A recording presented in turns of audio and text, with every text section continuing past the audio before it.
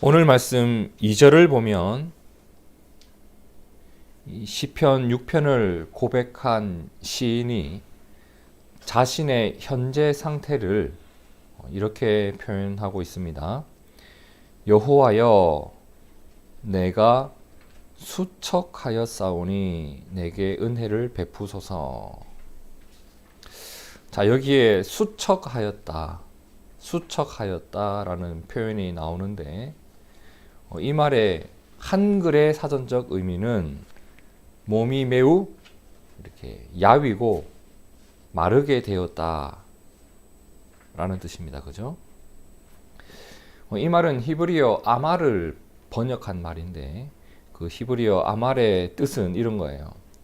육체적으로, 그러니까 몸이, 그리고 심리적으로 마음이 매우 약한, 병든이라는 뜻이에요. 그러니까 시편 6편을 노래한 이 사람의 현재 상태는 몸과 마음의 상태가 어땠다?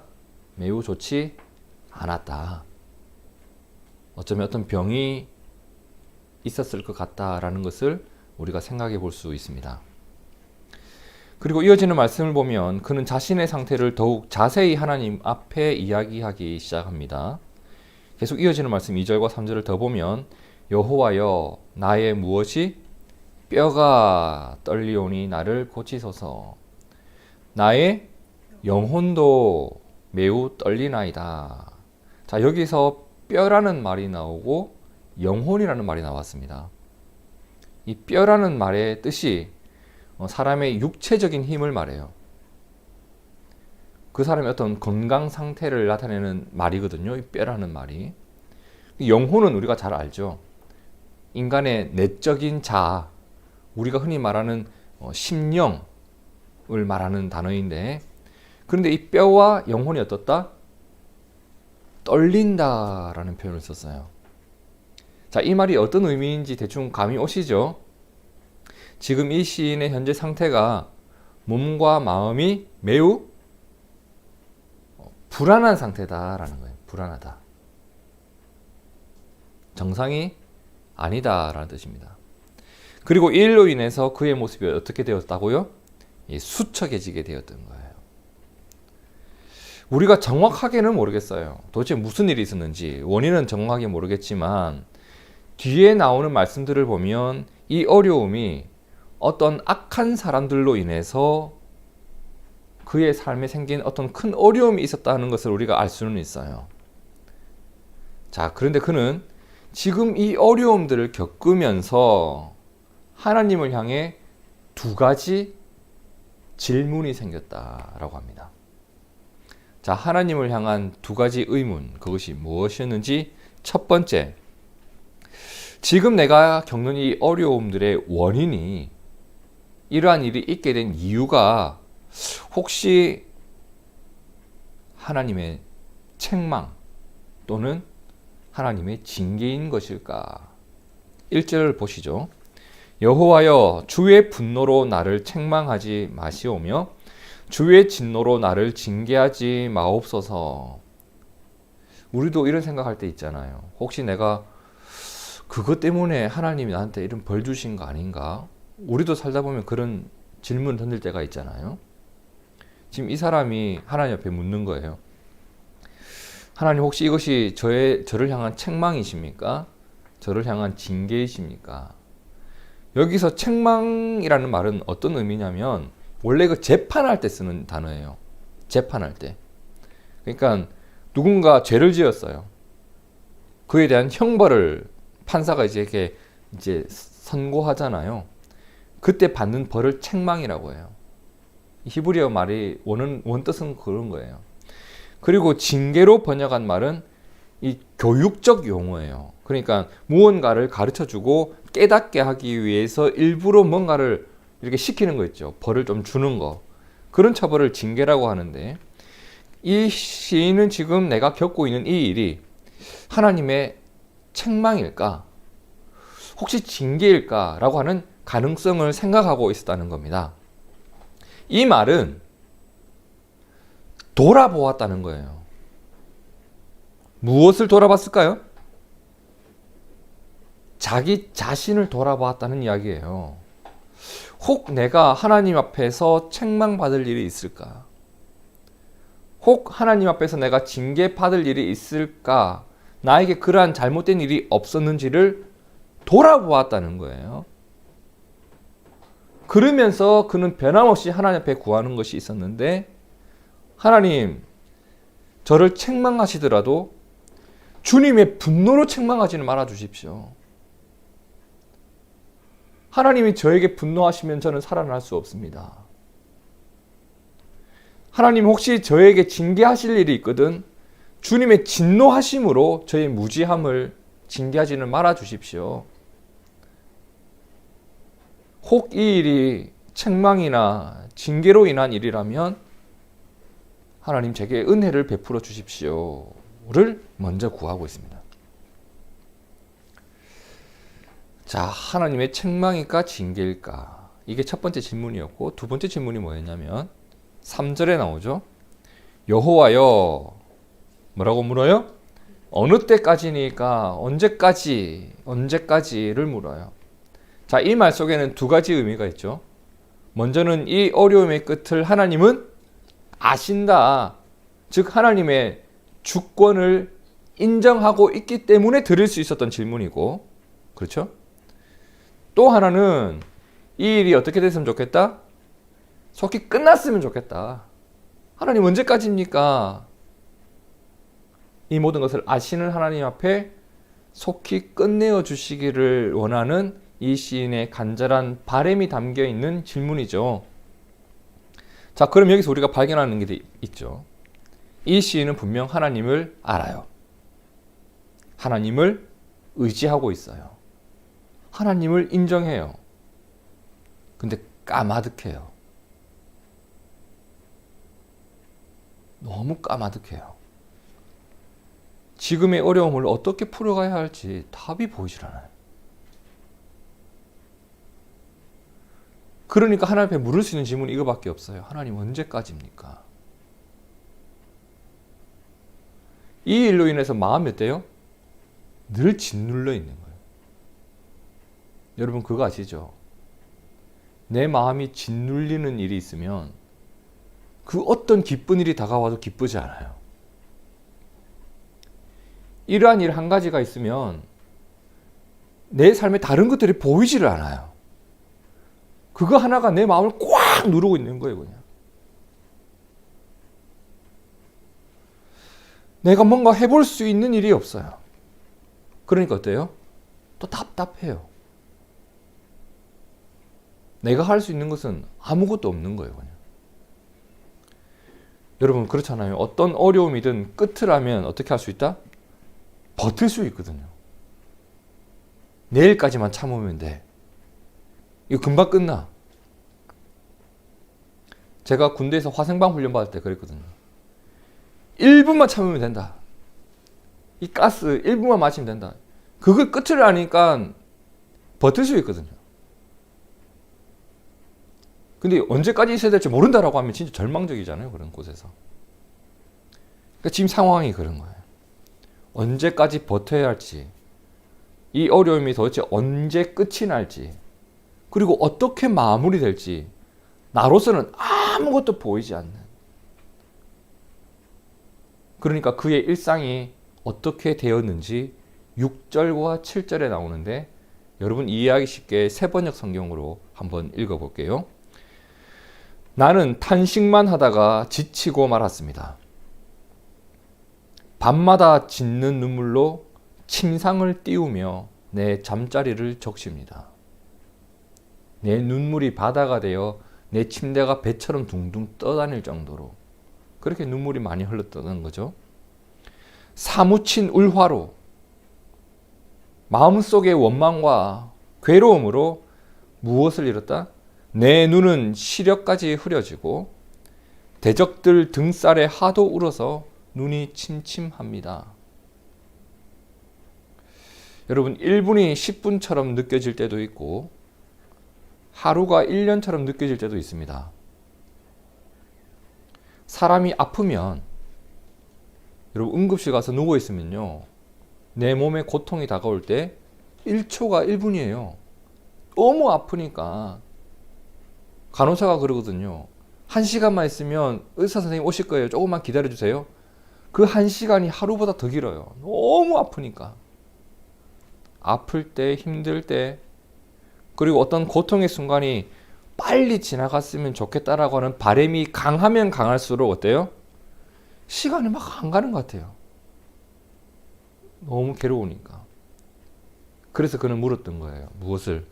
여호와여, 어느 때까지니까? 이렇게.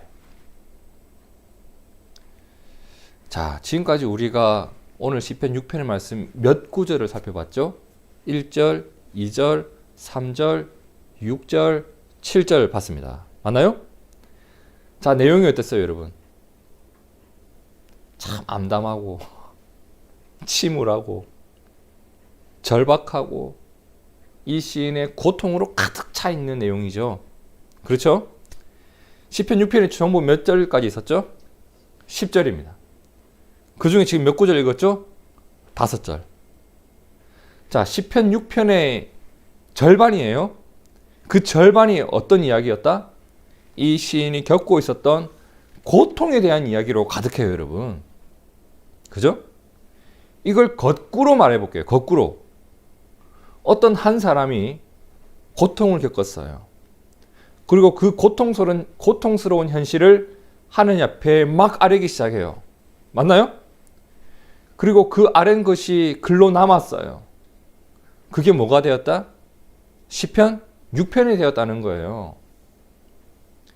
여러분, 고통은 내 힘으로 버티는 것이 아니라 이길 수 있도록 도와주시는 하나님께 아뢰고 하나님을 의지함으로 인내하는 겁니다. 우리가 흔히 인내하라고 할 때 내 힘으로 끙 하고 버티는 걸 생각하기 쉬운데 아니에요. 성경에서 말하는 인내하라 이 말은 주님을 의지하라 이 말이에요. 주님을 의지할 때 인내할 수 있는 힘을 하나님이 허락하신다는 겁니다. 무엇으로? 우리 가운데 주시는 소망으로 그 순간을 인내하게 하시는 것이거든요. 막 원한 품으면서 도끼를 막 내뿜으면서 막 버티고 있는 거 아니에요. 두꺼비가 그러죠. 우리가 해야 할 일은 뭐예요? 하나님 앞에서 하나님 주시는 소망으로 이 과정을 이기게 하시는 하나님과 함께 인내하는 것을 말하는 거예요. 그 고통을 고백하는 것 또한 무엇이다? 믿음이다라는 겁니다. 고통을 사람들 앞에서 원망하며 털어놓는 것은 하나님 원치 않는 일이 될 수가 있으나 하나님 앞에서 하나님께서 주시는 소망을 기대하면서 이야기한 것은 그 고통을 고백한 것조차 성경이 되었습니다. 여러분, 우리가 이러한 인내가 있기를 축복합니다. 정말 우리도 그럴 때가 많아요, 여러분.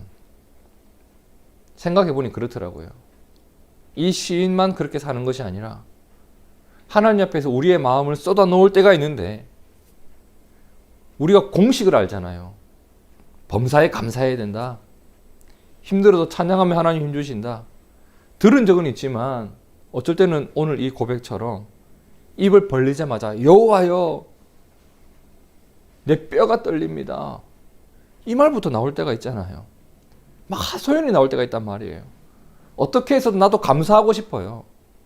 어떻게 해서든 나도 긍정적으로 이 상황을 바라보면서 사람들이 막 긍정의 힘 이야기할 때 나도 그렇게 하고 싶은데 그런 마음으로 하나님 앞에 기도하는데 안 되는데 어떻게 해요? 너무 괴로울 때는 그냥 하나님 이 말밖에 안 나와요. 그냥 하나님만 부르고 더 이상 아무 말이 나오지 않을 때가 실제로 있더라는 거예요. 여러분, 저도 그렇거든요. 말이 안 나올 때가 있습니다. 그냥 하나님 도와주세요. 하나님 도와주세요. 이 말 말고는 아무 말이 안 나와요, 그냥. 그냥 하나님의 이름을 불러놓고 하나님이 너 왜 불렀어? 하면 더 이상 할 말이 안 나올 때가 있단 말이에요. 그냥 하나님의 이름을 부르고 그냥 입과 마음이 떨어지질 않아요. 근데 여러분, 그 순간에 하나님의 이름을 부르는 그 사람을 하나님이 아십니다. 어떤 마음으로 하나님의 이름을 부르고 있는지, 어떤 마음으로 하나님을 찾고 있는지 하나님이 아세요. 그리고 그 어려운 순간에 하나님을 찾는 그 모습을 하나님께서 긍휼히 여기시리라 저는 믿습니다. 마태복음 5장 4절에 이렇게 말씀합니다. 애통하는 자는 복이 있나니, 여러분, 슬퍼하며 고통 가운데 하나님 앞에 부르짖는 자도 복이 있다고 했습니다. 왜? 그들이 위로를 받기 때문입니다. 하나님이 그에게 주시는 위로가 분명히 있을 겁니다. 그죠? 이 시편 6편을 노래한 이 사람, 그의 삶이 너무나 절망적으로 흘러가고 있었지만 그가 복이 있었던 이유는 이거예요. 하나님 앞에서 애통해야 할 줄 알았다. 자, 오늘 말씀 1절을 다시 보세요. 누구를 찾았죠? 그가 시작할 때 여호와여 이랬습니다. 은행이여, 권력가여, 대통령님 이렇게 하지 않았어요. 여호와여, 여호와여. 그가 하나님의 이름을 불러요. 2절에 보니 그가 현재의 어려움을 누구한테 먼저 이야기했죠?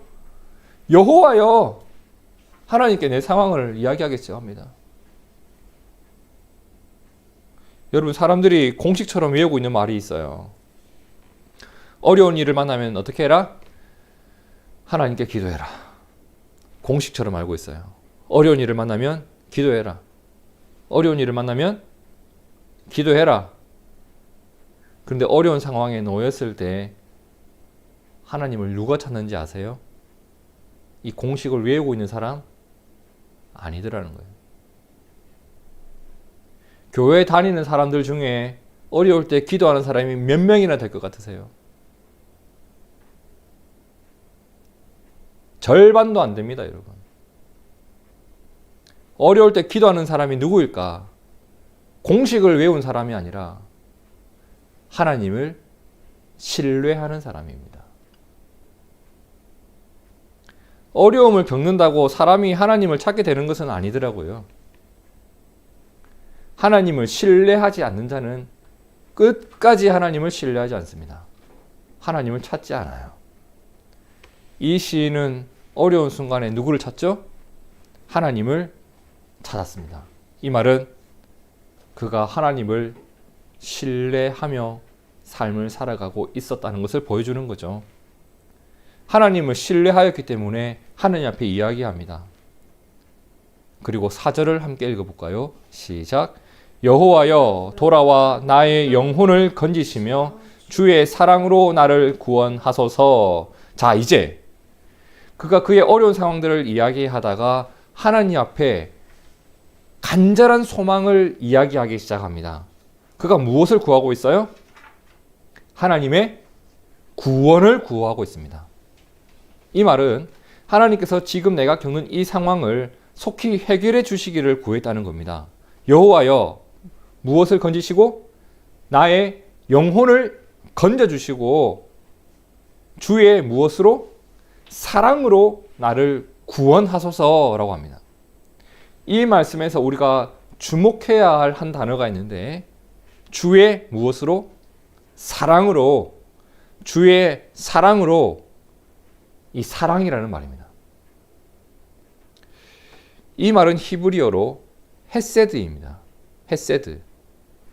그러면 헤세드가 무엇이냐? 지금 이 사람은 하나님의 헤세드를 의지해서 그것을 근거로 이 기도를 드리고 있었단 말이에요. 그럼 헤세드가 뭐냐? 헤세드는 이 사랑을 받는 대상이 사랑을 받을 자격이 있기 때문에 베푸는 사랑이 아니에요.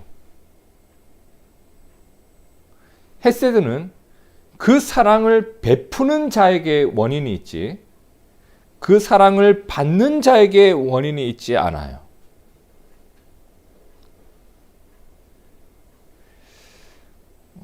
저희 아들은 저에게 통제를 받는 게 있습니다.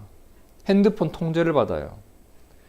제가 쿠폰을 보내줘야 그 쿠폰에 적혀 있는 시간만큼 핸드폰을 사용할 수 있어요. 30분을 보내주면 30분 동안 게임을 할 수가 있는 거죠. 그러면 제가 어느 날 오늘 아빠가 나중에 30분짜리 쿠폰 보내줄게 이렇게 이야기를 해놨어요. 얘네들이 뭐 잘해서 보내주는 거 아니에요. 하도 사는 게 불쌍해가지고 좀 쉬면서 하라고. 단지 제가 그 아이들을 불쌍하게 바라보는 마음이 있어서 보내주는 거예요. 쟤네들이 뭐 공부를 해서 책을 많이 읽어서 아닙니다. 한 거 아무것도 없어도 그냥 보내주는 게 있어요. 제가 약속했기 때문에, 제가 그것을 주고 싶었기 때문에 주는 게 있단 말이에요. 이런 게 헤세드예요, 여러분. 헤세드는 그 사랑을 베푸는 자에게 원인이 있습니다. 그 사랑을 받는 자에게 원인이 있지 않단 말이에요. 그죠? 그래서 많은 경우 하나님에 대해서 한결같지 않은 그 이스라엘 백성들에게 도무지 이해할 수 없는 사랑을 베푸시는 하나님의 모습을 가리켜 헤세드를 베푸셨다라고 성경에 많이 나와요. 한 예로 시편 78편을 보면요, 애굽에서 나왔던 이스라엘 백성들이 하나님께 얼마나 엉망진창으로 행동했는지 잘 나타나는데 37절을 보세요, 여러분. 이는 하나님께 향하는 그들의 마음이 어떻다? 정함이 없으며 그의 언약에 성실하지 아니하였음이로다. 이게 이스라엘 백성들의 모습이었어요. 그들이 광야에서 애굽에서 나와 가나안 땅까지 가는 그 길에서 그에게 반항하며 사막에서 그를 슬프시게 함이 몇 번인가. 그들이 돌이켜 하나님을 거듭거듭 시험하며 이스라엘의 거룩하신 이를 노엽게 하였도다. 그들이 애굽에서 나와서 늘 원망하고, 심지어 하나님의 율법 받는 시내산 앞에서는 금송아지를 만들고, 가나안 땅 앞에까지 가서 이 땅은 우리가 차지할 땅이 아니다, 계속해서 하나님을 거역하고 믿지 않았던 것이 그들의 모습이었잖아요. 그럼 그들을 향해서 하나님은 어떻게 하셨을까? 38절 함께 읽어볼까요? 시작. 오직 하나님은 긍휼하심으로 죄악을 덮어주시어 멸망시키지 아니하시고 그의 진노를 여러 번 돌이키시며 그의 모든 분을 다 쏟아내지 아니하셨으니라고 합니다. 이게 헤세드예요. 그리고 그들의 결론이 뭐였죠? 결국은 가나안 땅을 정복하는 일을 하나님이 이루어 주셨습니다. 왜? 단지 그들을 사랑하셨기 때문에, 그들에게 그것을 약속하셨기 때문에. 이스라엘이 자격이 있어서 누린 것이 아니에요. 자격이 없어도 주신 거예요. 그들이 신실했기 때문에 주신 것이 아니에요. 하나님이 신실하시기 때문에 주셨던 거예요. 그러니까 시편 6편에서도 이 시인이 의지하는 게 뭐예요? 하나님의 그 헤세드를 의지해서 하나님 앞에 구합니다. 하나님 돌아와 주십시오. 저의 편이 되어 주십시오. 내 영혼을 건져 주십시오. 이 눌려있는 마음을 해방시켜 주십시오. 그리고 하나님의 헤세드로 나를 이 어려움에서 구원해 주십시오. 구출해 주십시오. 해방시켜 주십시오. 그가 이 간구를 할 수 있었던 근거가 뭐예요?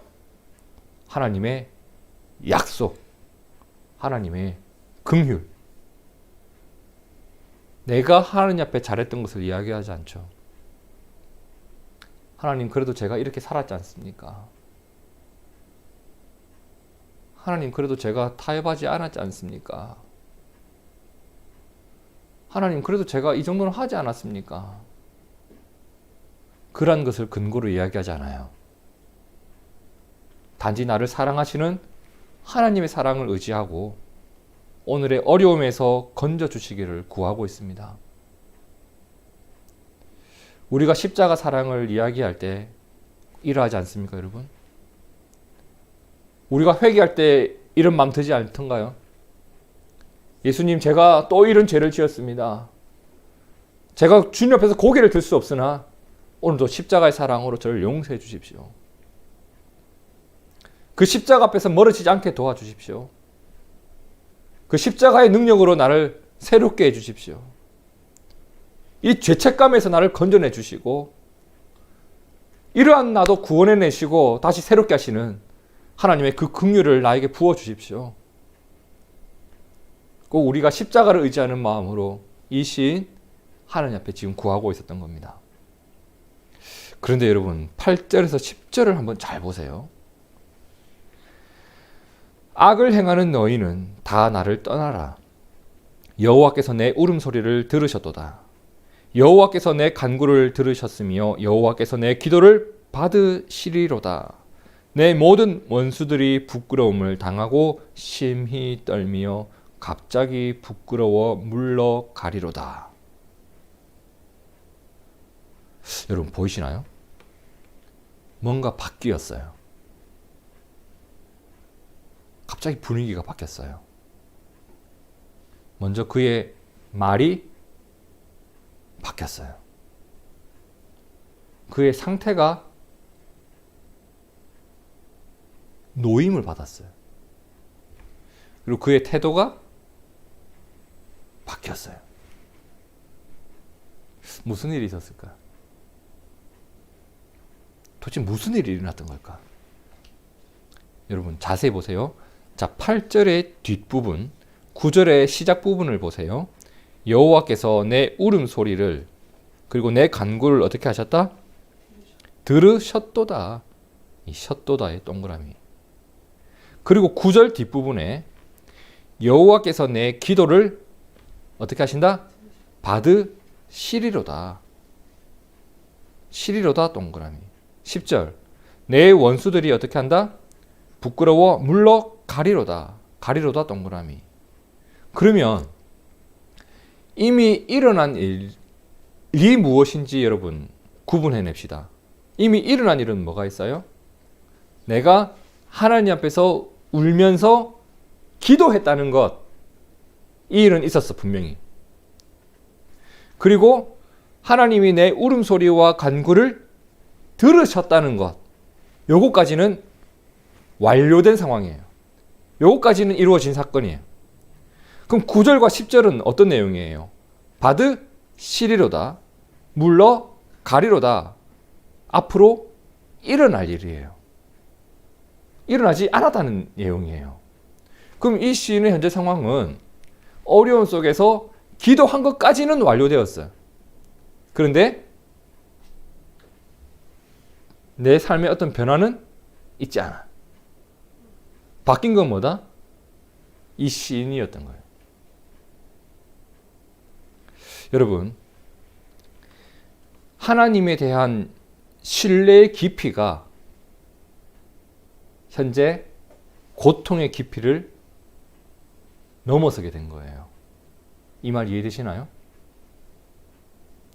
내 믿음이 내 고통을 앞질러 가기 시작했다는 겁니다.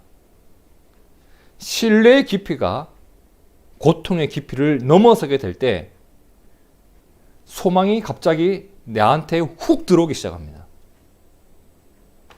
소망이 없었던 것이 아니라 고통도 실제하고 소망도 실제하고 있었는데 소망이 갑자기 확 크게 보이기 시작해요. 그 소망이 커지게 되니 이 문제가 작아 보이기 시작해요. 여러분, 기도 중에 이 사건이 일어납니다. 왜? 기도 중에 하나님을 향한 신뢰가 깊어지기 때문이에요. 하나님을 향한 신뢰가 깊어지면 깊어질수록 고통은 작게 보이기 시작하고 소망은 선명하게 드러나기 시작합니다. 여러분, 왜 우리가 기도를 해야 하는가? 이것 때문이에요. 하나님에 대한 신뢰, 하나님의 능력에 대한 확고한 믿음, 이것이 기도 중에 깊어지기 때문입니다. 여러분도 어릴 때 이런 일 경험해 보셨는지 모르겠어요. 지금 이게 적절한 예가 될지는 모르겠지만 예전에 학교에 가져가야 할 준비물이 생기면 요즘에 저희 아들 보니까 학교에 다 주더라고요. 색종이가 필요하면 색종이를 주고 심지어 뭐 학기 초가 되면은 뭐 이렇게 보따리에 막 뭐 다 싸주고 이러더라고. 스케치북도 주고. 근데 예전에는 그러지 않았죠. 학교에 가져가야 될 준비물이 생기면 어디 가서 사요? 문방구. 문방구는 당시 백화점이었습니다. 실제 제가 다녔던 국민학교 앞에는 백화점이었습니다. 그 문방구 이름이. 문방구에 가면 이제 학교에서 뭐 수수깡도 가져와라, 물체 주머니 가져와라. 물체 주머니 아시나요? 색종이, 뭐 각도기, 콤파스, 뭐 이런 거, 체육복 다 팔죠. 문방구 가면. 준비물이 있으면 부모님께 가서 말을 합니다. 엄마 학교에서 이거 가져오래요 라고 하면 엄마가 그거 사라고 이렇게 500원도 주고, 때로는 비싼 거 살 때는 뭐 1000원도 주고. 근데 제가 그 돈을 잃어버린 거예요. 여러분 어릴 때 그 500원이면 그 당시에 가장 유행하는 지우개였던 화랑 전보 지우개를 10개를 살 수 있죠. 그리고 호빵을 5개 사 먹을 수 있습니다. 팥맛, 쑥맛, 야채맛 전부 다 그때는 100원이었거든요. 그러니까 호빵 5개. 동네에서 떡볶이 20개를 먹을 수 있는 돈이 500원이었습니다. 둘리 아이스크림 20개. 근데 그 500원을 잃어버리고 나면 제가 어떻게 하겠어요? 진짜 죽을 것 같은 거예요. 그때 500원의 느낌이 지금 50만 원 같은 느낌이에요. 저한테는. 어린 시절에 500원은. 그 돈을 찾기 위해서 막 다니는 거예요. 어디 설렸는지. 어린아이에겐 그 고통이 말로 못합니다. 오늘 말씀 딱 그대로예요. 탄식함으로 피곤함이 몰려오고 내 눈이 근심으로 말미암아 쇠하는 것 같아요. 흘려버리는 500원 그거 어디서 찾아요? 누가 주워 갔겠죠. 악한 놈들이. 찾지 못해요, 여러분. 그 생각을 하는 거예요. 어떻게 하지? 어떻게 하지? 근데 제가 그때 그 문제를 해결할 수 있는 방법이 뭐예요? 새마을금고 가서 대출 받아야 돼요, 500원? 제가 해결할 수 있는 방법이 뭐예요? 동네 아저씨 붙잡고 500원만 주시면 안 돼요? 막 흔들어야 돼요? 아니에요. 부모님을 믿는 것밖에 없어요. 유일한 돌파구예요. 부모님한테 그 사실을 얘기했을 때 부모님이 나를 긍휼히 여겨주실 것을 믿고 나를 변치 않고 용서해 주실 것을 믿고 그냥 사실대로 그 이야기를 하는 것밖에 없어요. 앞으로는 조심해야 해. 앞으로는 안 그랬으면 좋겠어. 이 한마디 듣고 나에게 다시 500원을 건네주실 부모님을 떠올리면서 이야기를 하는 수밖에 없는 거죠. 어떻게 보면 어린 시절의 유치한 경험일지도 모르겠지만 저는 이 세상을 우리가 살아가면서 하나님을 의지하는 것도 이와 같지 않을까라고 하는 생각을 많이 해보게 돼요. 부모님에게 500원은 어떻다? 가짜는 거예요, 사실. 그렇잖아요. 나한테는 큰 문제지만 여러분 하나님은 우리가 겪는 모든 문제보다 크신 분임을 믿으시길 바랍니다. 나한테는 문제인데 하나님에게는 그게 문제가 아니에요. 그래서 그 문제를 해결하기 위해서는 문제보다 확실하게 크신 그분을 신뢰하고 그분께 나의 문제를 맡겨드리는 것밖에 없을 때가 있다는 말이에요. 나에겐 큰 문제지만 그분에겐 큰 문제가 아니기 때문에 나에게 펼쳐진 문제보다 더 크신 분을 의지하는 것, 그리고 그 신뢰 속에서 현재의 어려움을 극복하게 될 것을 내가 확신하고 있는 것, 이 일이 누구에게 일어났다? 오늘 시편 6편 이 시인에게 일어났던 거예요. 여러분 하나님에 대한 신뢰가 내 삶을 새롭게 바라보게 하는 눈을 열어줌을 믿으시길 바랍니다. 이사야 12장 2절은 이렇게 고백합니다. 보라, 하나님은 무엇이다? 나의 구원이시라. 하나님은 나의 구원이세요. 왜? 내 문제보다 크시니까 해결할 수 있는 분이시니까, 나의 아버지시니까, 하나님은 나의 구원이시라. 그래서 내가 어떻게 해요? 내가 신뢰하고 내가 그분을 신뢰하면 어떻게 된다? 두려움이 없으리니 주 여호와는 나의 힘이시며 나의 노래시며 나의 구원이심이라. 이 고백이 우리의 고백이 되기를 축복합니다. 이사야 26장 3절과 4절을 함께 읽어볼까요? 시작. 주께서 심지가 견고한 자를 평강하고 평강하도록 지키시리니 이는 그가 주를 신뢰함이니이다. 너희는 여호와를 영원히 신뢰하라. 주 여호와는 영원한 반석이심이로다. 여러분, 하나님은 하나님을 신뢰하는 자를 평강하도록 지켜주시겠다고 약속해 주셨습니다. 그렇기 때문에 하나님을 신뢰하는 것이 오늘 우리가 이 악한 세상을 승리하면서 살아갈 수 있는 힘이 되리라 믿습니다. 하나님을 신뢰하면 여러분의 마음이 노임을 얻을 것입니다. 하나님에 대한 소망이 워낙 크기 때문에 현재의 문제가 작아 보이기 시작할 겁니다. 이것이 오늘 시편 6편이 오늘 우리에게 던져주는 메시지입니다. 그럼 오늘 말씀을 다시 한번 정리를 해보면 이렇죠. 먼저 이 시편 6편을 노래한 시인은 엄청난 어려움을 겪었어요. 그 가운데서 무엇을 불렀다? 여호와여, 하나님의 이름을 불렀습니다. 이것은 하나님을 신뢰한 증거죠. 그리고 하나님의 변치 않는 무엇을?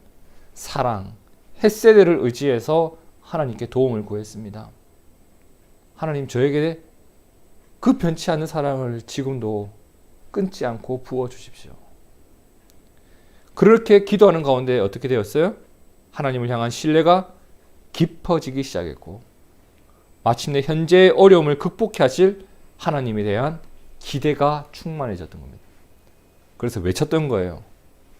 악한 자들아 떠나가라. 하나님이 나를 선한 길로 인도하실 것이다. 이 부분에 대한 분명한 소망이 있었던 거예요. 이 시편 6편이 우리에게 던져주는 메시지가 있죠. 저를 함께 따라해 보실까요? 하나님을 신뢰하는 것이 우리의 힘이고 하나님을 신뢰하며 사는 것이 우리의 복이다. 하나님을 신뢰하며 사는 것이 우리의 복이다. 하나님의 사랑은 변하지 않는다. 하나님의 사랑은 변하지 않는다. 이것이 우리가 늘 하나님을 찾을 수 있는 이유이다. 이것이 우리가 늘 하나님을 찾을 수 있는 이유이다. 하나님보다 큰 문제는 없다. 하나님보다 큰 문제는 없다. 그래서 하나님을 신뢰하기 시작하면 문제가 작아 보이기 시작한다. 그래서 하나님을 신뢰하기 시작하면 문제는 작아 보이기 시작한다. 이것이 우리의 고백이 되기를 축복합니다. 여러분, 세상의 무언가를 신뢰한다고 해서 그것이 나에게 변함없는 힘이 되지는 않아요. 이 세상엔 그런 게 없어요. 세상에는 내가 신뢰하면서 살아가야 될 것이 없어요. 하지만 하나님을 신뢰하는 자에게는 하나님이 언제나 항상 영원히 그의 힘이 되어 주십니다. 마지막으로 예레미야 17장의 말씀을 제가 읽어드릴게요. 그러나 무릇 여호와를 의지하며 여호와를 의뢰하는 그 사람은 복을 받을 것이라. 그는 물가에 심어진 나무가 그 뿌리를 강변에 뻗치고 더위가 올지라도 두려워하지 아니하며 그 잎이 청청하며 가무는 해에도 걱정이 없고 결실이 그치지 아니함 같으리라. 하나님을 신뢰하는 자는 하나님으로 인해 더위를 두려워하지 않고 푸르게 자라는 나무와 같을 것이고 하나님 덕분에 결실이 그치지 않을 수 있다고 했습니다. 어려움이 가득했던 삶의 한복판에서 이 시편 6편을 노래한 시인이 하나님을 신뢰하였기 때문에 새로운 힘을 얻었던 것처럼 오늘 우리도 하나님을 신뢰하는 자, 나를 변치 않는 사랑으로 품으시는 그분을 신뢰하는 자가 되어 그 힘을 가지고 살아가는 복된 삶을 살아가는 우리 모두가 되기를 주님의 이름으로 축복합니다. 함께 기도하겠습니다.